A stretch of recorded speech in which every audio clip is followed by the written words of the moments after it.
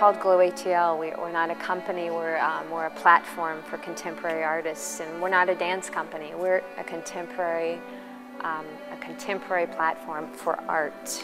Our work is, my work doesn't exist without collaborating. So much of it is based on speed shifts, and neutrality, and then getting to 60 miles an hour, very much like an automobile. We work with the analogy of an automobile a lot, but it's a really good car.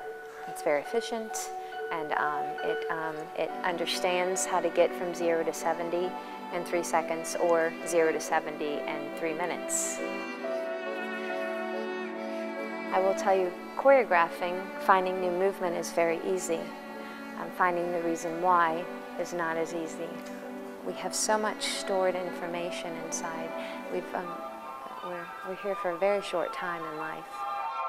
The really rich component of this movement is that it comes from the inside out, rather than from a picture, something exterior.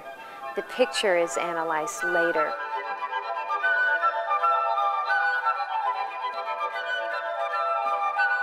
Playing live music with dancers, I don't know how to describe it, but it sort of presents something physical with what you're doing musical that I've always have found interesting. And I kept reading about what Lauri had been doing here in the city, and I work with Rick, and so we just sort of hooked up one day and started talking about possibly doing something. Tom reached out to me a few months ago and said, you know, I'd love to explore working together.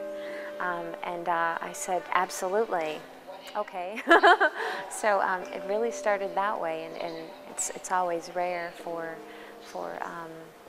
dance and music to find themselves live together. Our job is to sort of create, recreate something that somebody else has already come up with in this moment here, and she's created all the movement, and like I said, there's just conceptually the flow behind the whole evening. My work is so much about the energy of a space, and Tom was quite intrigued with this idea. He was very intrigued, and so we felt like the High Museum might have that potential as a space that would encapsulate this feeling, the sounds, the movement, and of course take us into a 360 world, which is what I'm very interested in. This kind of all came about because we found one piece that we both really liked, and then from that I was able to sort of say, okay, well, what would go good before this, or what would go good after that piece, and you just sort of build the whole program out that way.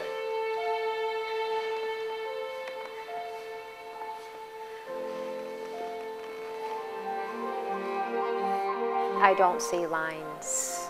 They're not even, I don't see them. It's nothing to blur if you don't see it. So they're experiencing and we're experiencing, and we're all here together. And so quite possibly we're experiencing the same thing.